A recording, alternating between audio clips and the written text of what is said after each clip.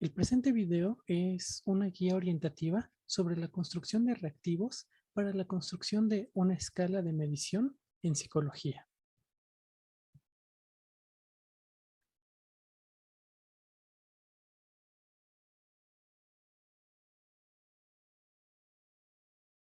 Las pautas que nosotros debemos de seguir como psicólogos al momento de construir una serie de reactivos o de preguntas para medir cualquier variable en psicología, debemos de tomar en consideración lo que nos menciona Babi en 1996 al momento de elaborarlos.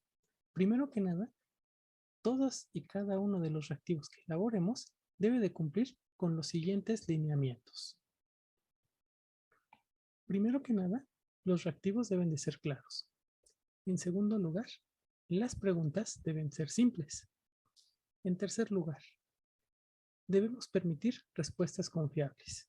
En cuarto lugar, estas preguntas o estos planteamientos que nosotros elaboremos deben permitir obtener respuestas relevantes. En quinto lugar, los reactivos deben de ser cortos. En sexto lugar, debemos de considerar que debemos de evitar los sesgos. En séptimo lugar, debemos de evitar preguntas que puedan responderse por deseabilidad social. En octavo lugar, debemos utilizar el lenguaje sencillo. En noveno lugar, debemos de evitar planteamientos que puedan percibirse como agresivos. Y, por último, al momento de redactar preguntas, debemos de evitar planteamientos que usen o incorporen la palabra no. En términos generales, estos son los 10 criterios que debemos de seguir al momento de elaborar reactivos. Ahora bien, vamos a comentar cada uno de estos puntos y a generar unos ejemplos para que quede lo más claro posible. En primer lugar, los reactivos deben de ser claros. En este respecto, cuando nosotros estemos elaborando un reactivo o estemos elaborando una pregunta, debemos de asegurarnos de que esta pregunta o este planteamiento es preciso. Es decir, la redacción y el uso del lenguaje no debe dejar lugar a dudas.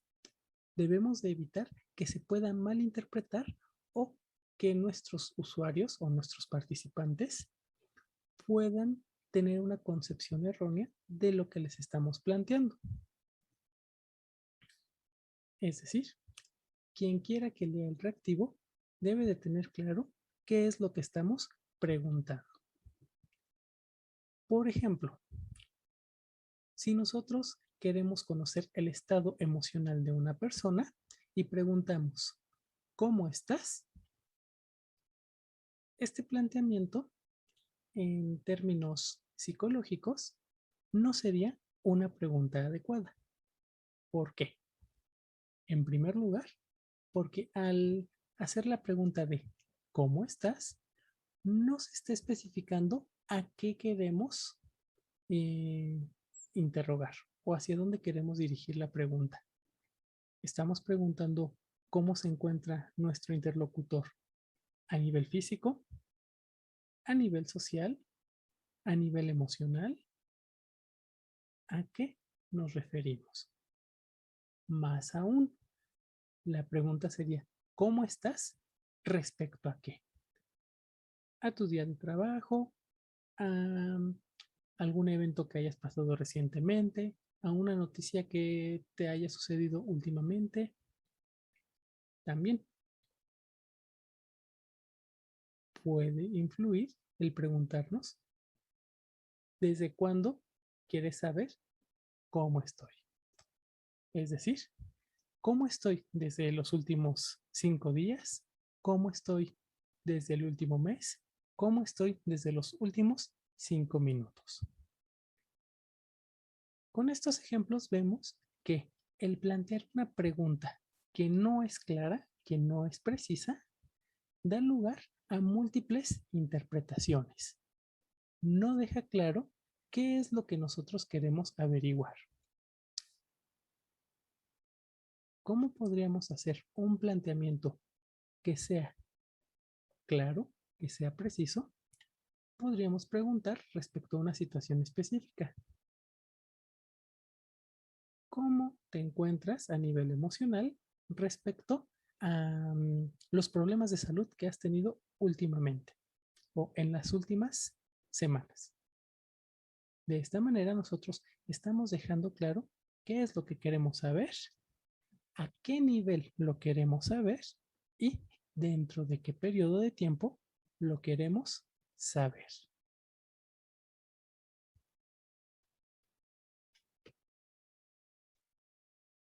Uno de los siguientes puntos que vamos a ver al momento de plantear las preguntas es que estas deben de ser preguntas simples. ¿A qué nos referimos con preguntas simples? Cada pregunta o cada reactivo que planteemos debe de presentar solo una situación. Debemos de evitar preguntas que presenten dos o más situaciones, porque al plantear este tipo de preguntas, no sabremos a qué se está respondiendo en realidad.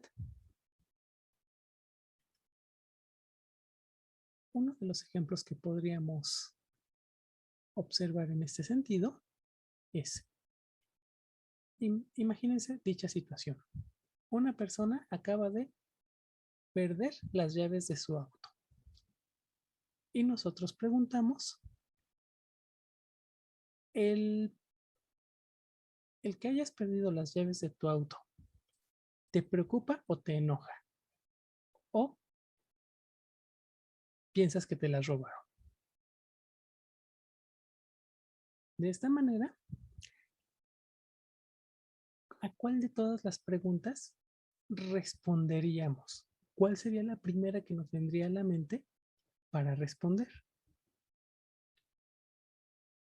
Estos planteamientos no dejan lugar a que uno pueda pensar, pueda procesar las distintas situaciones y pueda responder adecuadamente a cada una de ellas. Por lo tanto, si deseamos preguntar sobre dos situaciones relacionadas a un mismo evento, debemos de plantearlo o debemos de redactarlo como preguntas o como reactivos separados. Por una parte, podemos preguntar si el haber perdido las llaves del auto le genera preocupación. En una segunda pregunta, aparte, podemos preguntar si haber perdido las llaves le genera un enojo.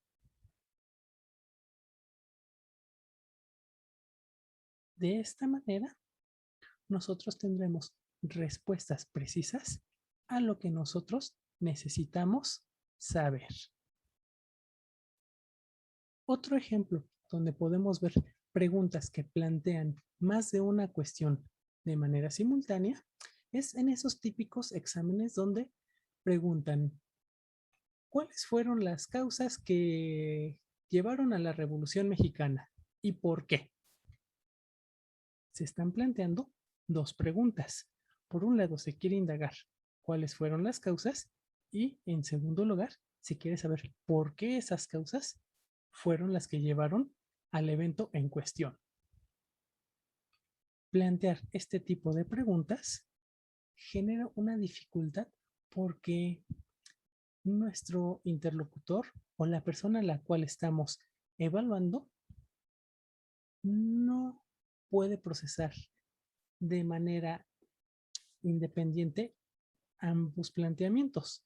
Tratará de elaborar una respuesta que cubra a ambos, pero esto suele hacer que las respuestas se vean limitadas por tratar de dividir la atención y la concentración hacia dos elementos.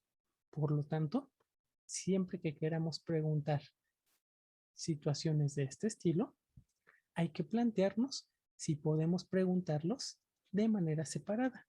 Si ese es el caso, entonces elaboramos dos o determinado número de reactivos independientes. Si no podemos separar los cuestionamientos que queremos plantear, entonces debemos de pensar en redactar la pregunta de tal forma que solo se esté presentando una situación a responder, pero que incluya los dos elementos que nosotros queremos conocer.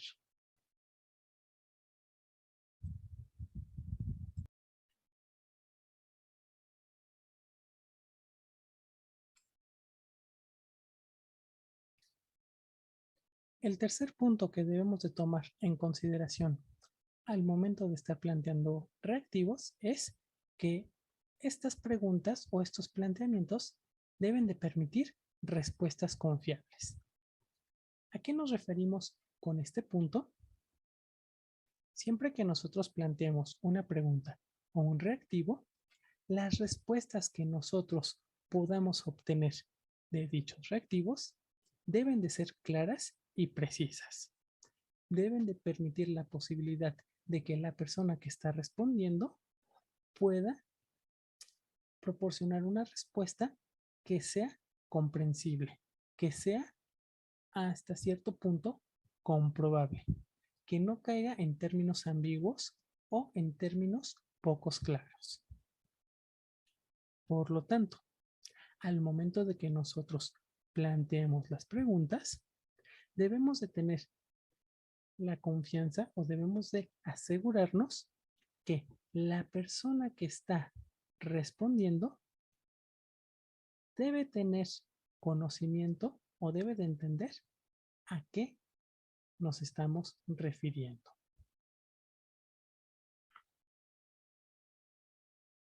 Por poner un ejemplo, si a una persona se le pregunta si sabe realizar la maniobra de Heimlich, si uno desconoce a qué nos referimos con esta maniobra o a qué estamos haciendo referencia, uno podría pensar que una maniobra hace referencia pues a algún deporte, a la manipulación de algún objeto, a algún estilo de combate. Al no tener claro de qué estamos hablando, uno puede generar respuestas acorde a lo que cree, a lo que piensa que nosotros estamos preguntando. Sin embargo, si nosotros planteamos la pregunta en cuanto a si la persona conoce el procedimiento para hacer la maniobra para evitar que una persona se ahogue, es más probable que tenga claro de qué nos estamos refiriendo y por lo tanto es más probable que pueda darnos respuestas confiables. Si nosotros no tenemos la certeza de que la persona a quien estamos interrogando tiene conocimiento del tema del que le estamos preguntando, las respuestas que nos pueda dar, aunque nuestro interlocutor lo diga con toda la seguridad, con toda la confianza de que sabe o domina el tema, la realidad es que esas respuestas no nos serán útiles, dado que no reflejarán la naturaleza del fenómeno o del evento que nosotros deseamos estudiar.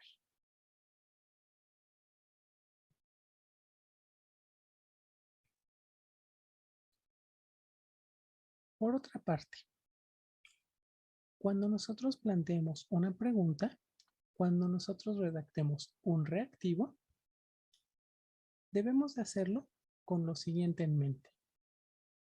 Las respuestas que nosotros vamos a obtener deben de ser relevantes.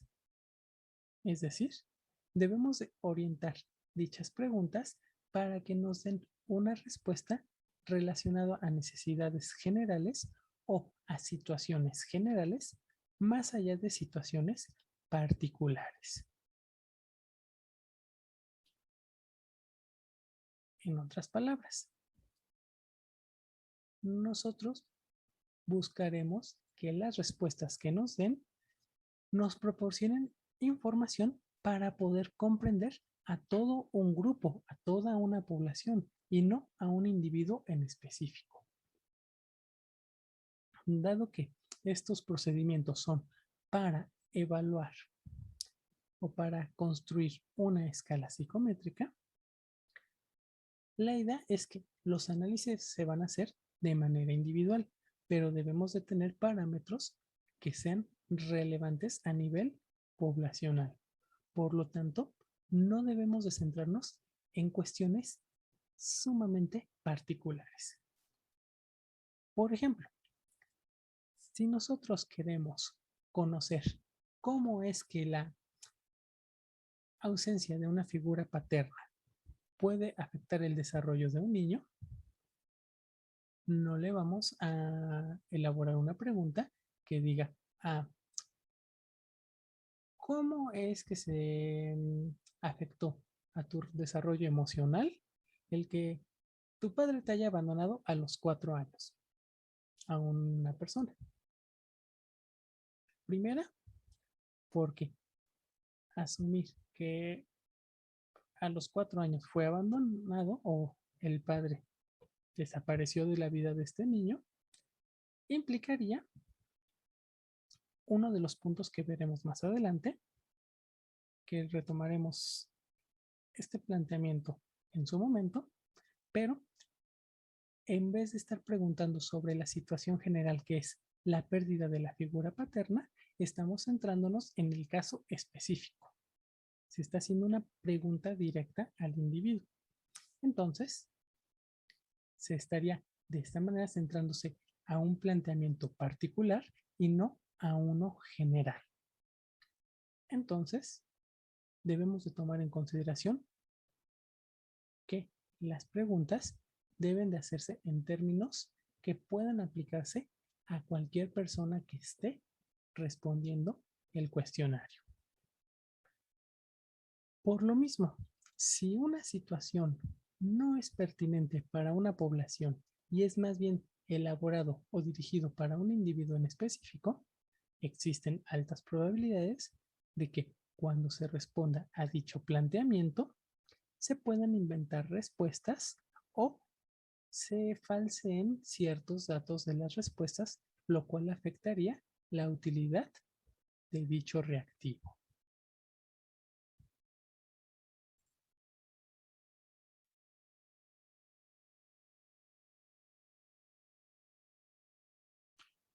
Como quinto punto, debemos de tomar en consideración que los reactivos deben de ser cortos.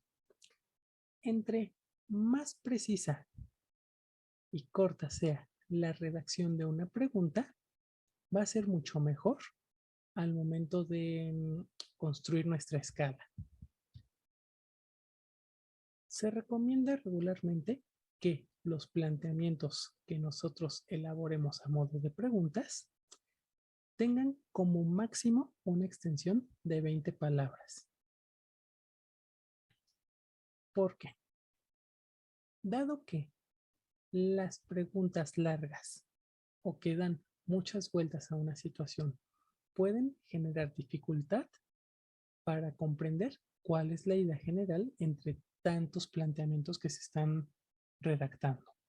Asimismo, considerando la capacidad, o más bien la duración de la atención y de la concentración que puede tener un individuo, que regularmente son periodos cortos al momento de estar haciendo lecturas que no son del total interés del lector, si nosotros elaboramos una pregunta extensa, si nosotros hacemos un preámbulo para plantear una pregunta, altamente probable que quien esté leyendo la pregunta, después de 1, 2 líneas de estar leyendo, va a perderse de lo que estamos preguntando.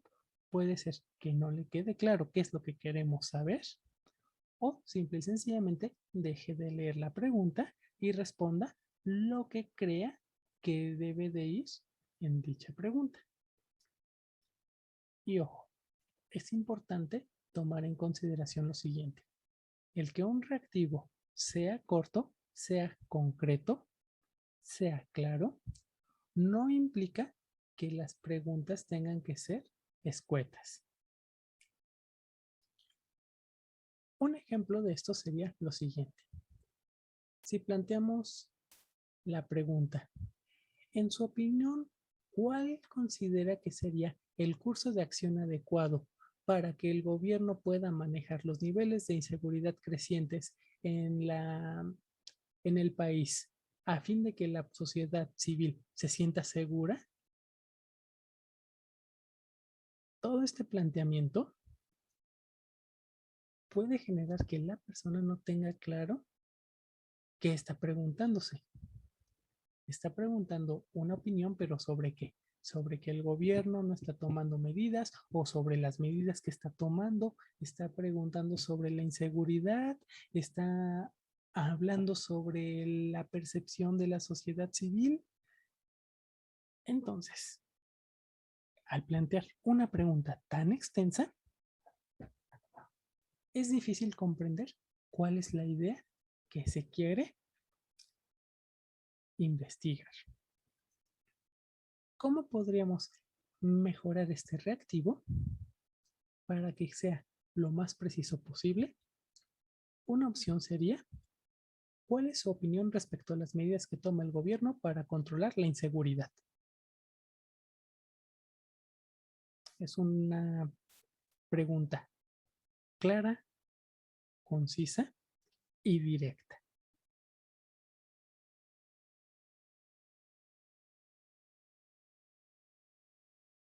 Siempre que redactemos una pregunta, debemos de tomar en consideración la cantidad de palabras.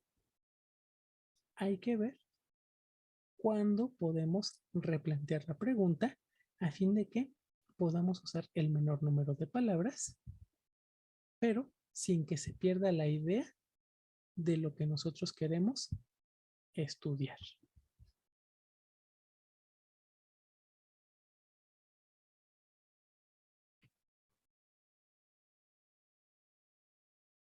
El sexto punto que debemos de tomar en consideración es que al momento de redactar preguntas, debemos de evitar sesgos, inducir respuestas o dirigir a el interlocutor a que responda de tal forma que nosotros tengamos la respuesta que a nosotros nos conviene. Por lo tanto, cuando redactemos una pregunta, debemos de evitar que en la pregunta se sugiera o se proponga una serie de respuestas. Asimismo, debemos de evitar que al momento de redactar la pregunta se estén generando prejuicios ante distintas posibilidades o distintas opciones de respuesta. Un ejemplo de esto podría ser el siguiente. Si planteamos la pregunta, ¿no estaría usted de acuerdo en que se eviten prácticas como la piratería y la venta de productos ilegales? Porque eso afecta la economía de de las familias o de la sociedad. Si nosotros planteamos esta situación, nosotros estamos sugiriendo o proponiendo una respuesta, porque le estamos de entrada diciendo si no está de acuerdo o si no estaría de acuerdo en dicha situación.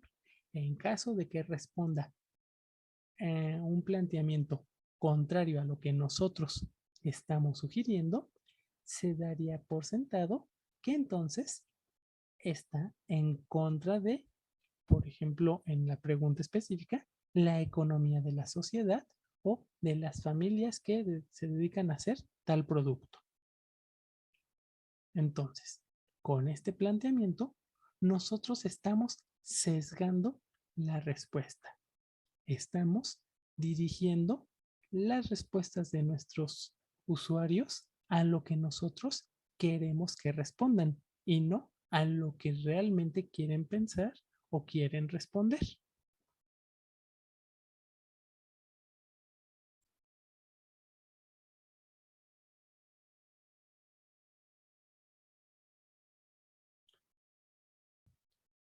El séptimo punto que nos dice que se debe de evitar la deseabilidad social va hasta cierto punto relacionado con el punto que acabamos de revisar. Es decir, cuando nosotros planteamos una pregunta, no solo debemos de cerciorarnos que no estamos influyendo en la respuesta de la persona que está siendo interrogada. También debemos de generar preguntas que no generen ciertos prejuicios o que no den la idea de que nosotros estamos buscando una respuesta específica. Regularmente, cuando nosotros planteamos una pregunta, siempre va a existir el riesgo de que la persona trate de darnos una respuesta, entre comillas, correcta, una respuesta que está bien o una respuesta que va acorde a lo que debería de ser, entre comillas. Si retomamos el ejemplo anterior sobre la piratería, socialmente hablando,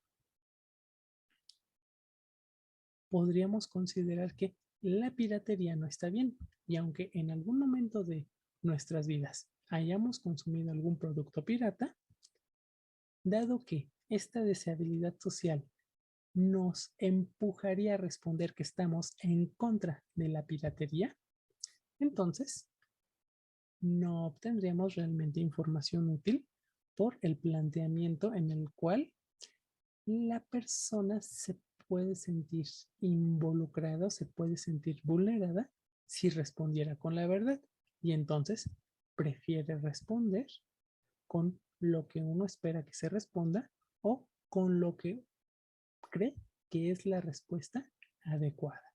Entonces, uno podría decir, no, yo considero que sí, la piratería está mal. En vez de dar realmente su opinión sobre lo que es la piratería, solo nos estaría dando la respuesta de lo que piensa que queremos escuchar, que la piratería está mal.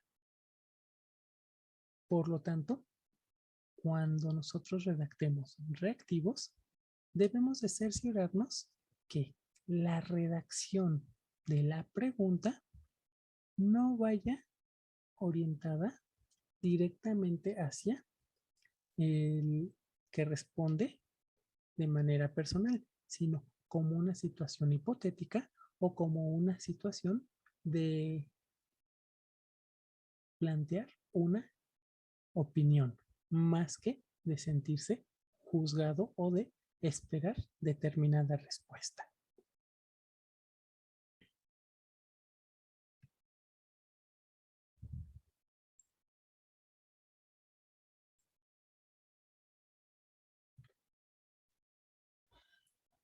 Otro de los puntos que debemos de considerar al momento de plantear una pregunta es que debemos de utilizar un lenguaje sencillo. Esto se refiere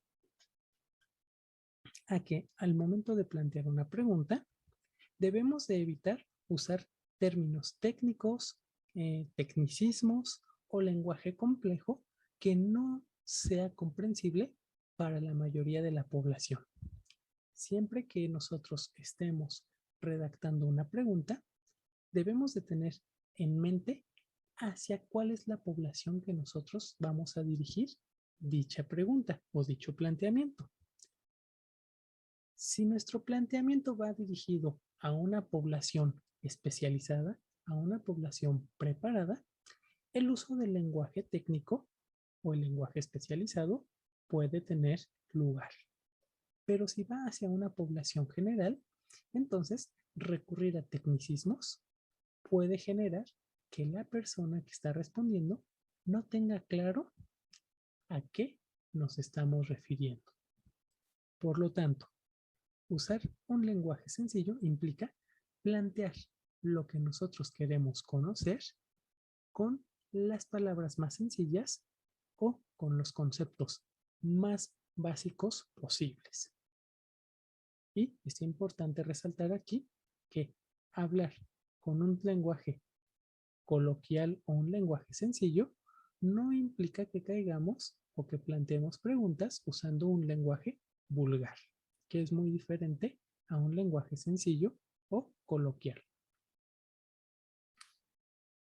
También es importante considerar que en ocasiones debemos de plantear preguntas usando tecnicismos, pero esto solo va a ser necesario cuando no tengamos alguna forma de plantear una pregunta de la manera más sencilla posible.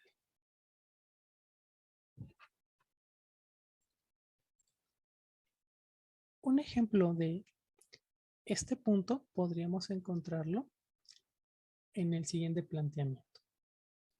Si a una persona se le pregunta cuáles son los máximos exponentes gastronómicos del país, si la persona no tiene claro a qué se refiere con exponentes gastronómicos, no va a entender qué responder. Si nosotros aterrizamos esto a un planteamiento más sencillo, podría ser cuáles son los platillos típicos del país, cuáles son los principales platillos típicos del país. De esta manera estamos transformando esta parte de gastronomía a un planteamiento que es sencillo y que hace referencia a lo mismo, que es los platillos o la comida típica de una región.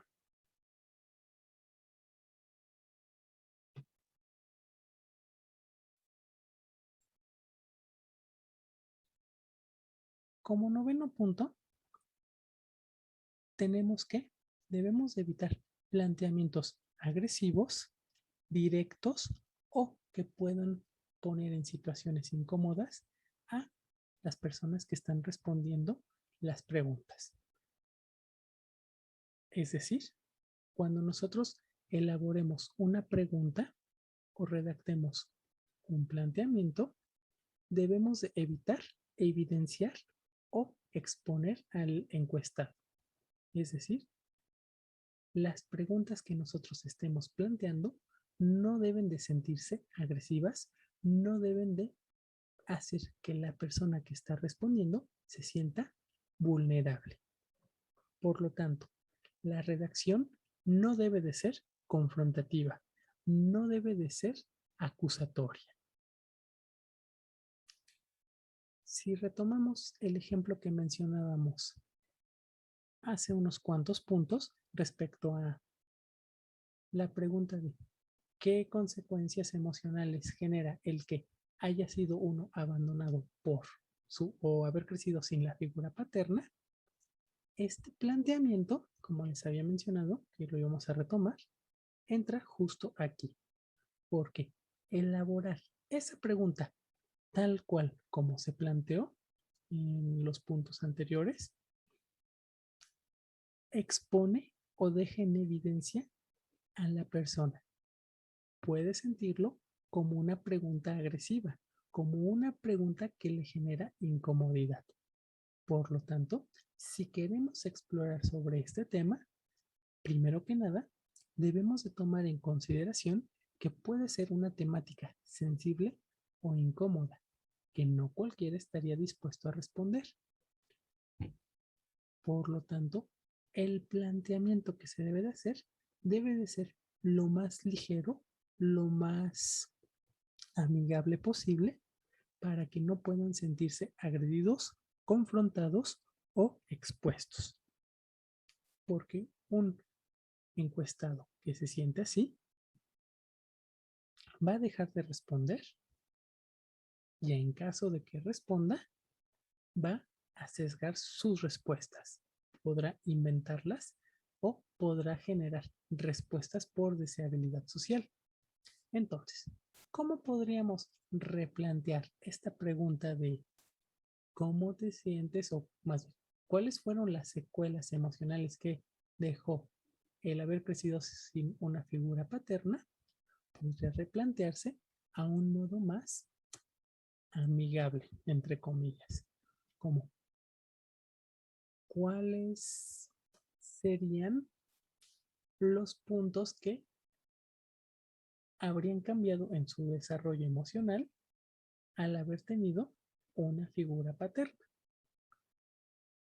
¿O cuáles cree que habrían sido estos cambios en su desarrollo emocional si hubiera estado presente una figura paterna?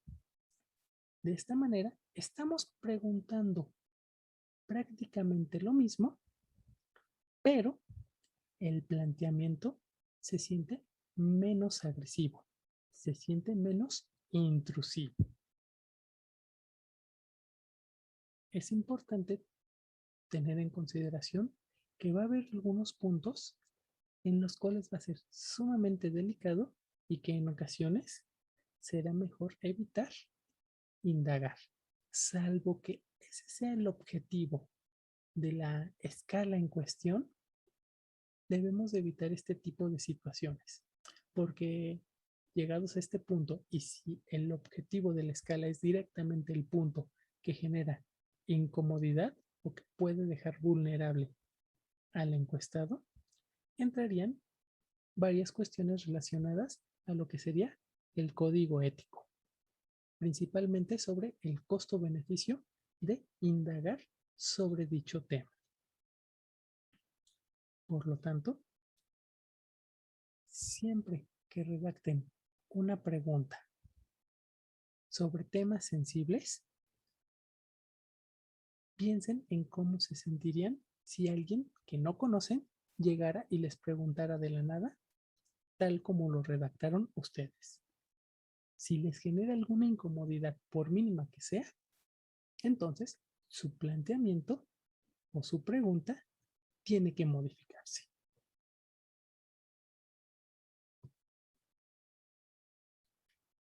Por último, y no menos importante, cuando redacten preguntas, deben de evitar el uso de la palabra no.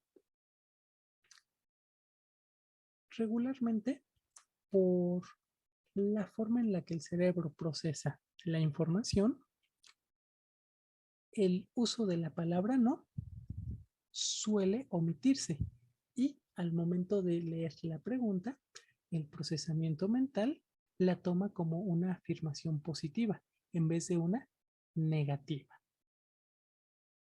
Por lo tanto, cuando se planteen reactivos, debemos de evitar el uso del no.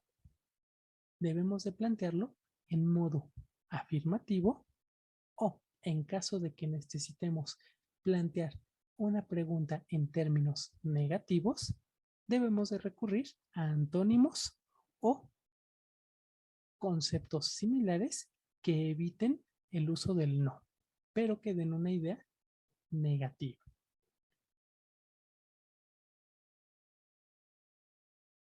Por ejemplo, si a alguien se le pregunta, ¿cuáles considera que fueron los elementos que lo llevaron a que no aprobara el examen? Estamos usando el no. Una redacción más adecuada sería cuáles fueron los elementos que lo llevaron o que propiciaron que reprobar el examen. En vez de decir no aprobaste, cambiarlo a reprobaste, estamos afirmando una situación, pero estamos planteando un cuestionamiento, digamos que va en sentido negativo. De esta manera, evitamos el uso del no. Y de hecho, si analizan el lenguaje que se ha estado usando en explicar este punto, fácilmente yo podría decir, no usen la palabra no en sus preguntas. Pero dicho planteamiento implicaría el uso del no. Por eso se recurre al evitar usar el no. Estoy dando una afirmación que es evitar usar, pero va con un sentido de que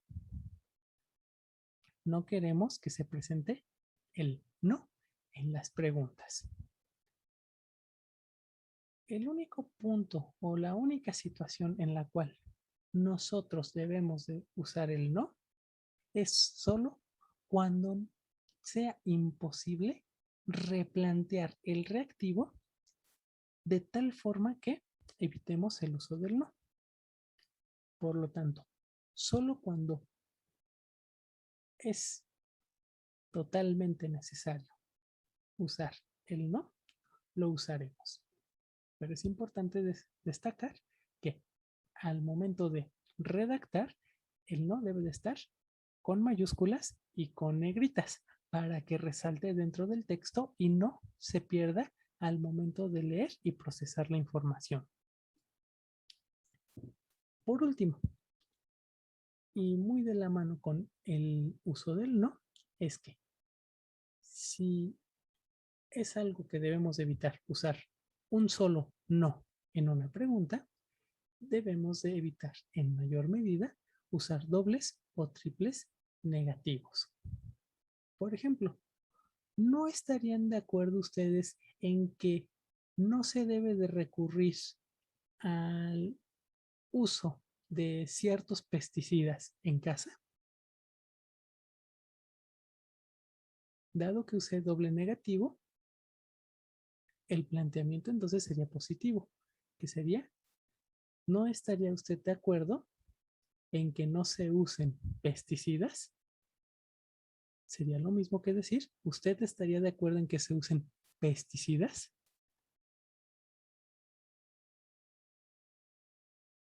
Y no vamos a entrar en ejemplos con triples negativos porque generan muchísima mayor confusión. Por lo tanto, lo que nosotros debemos de tomar en consideración es que uso de antónimos o planteamientos similares a los antónimos son una buena opción para sustituir el no. Solo usaremos el no cuando sea totalmente necesario y en ningún caso usaremos redacciones con doble o triple negación.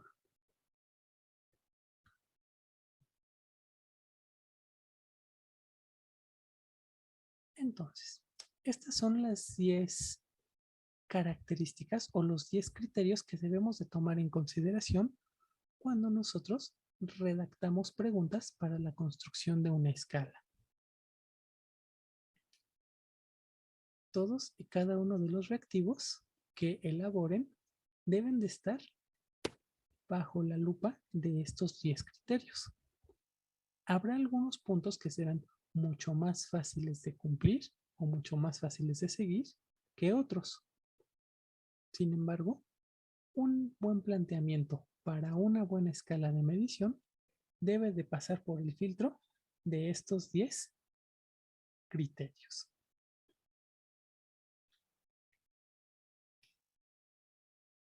Sin más por el momento, agradezco su atención y espero que esta breve presentación les sea de utilidad al momento de plantear sus reactivos. Gracias.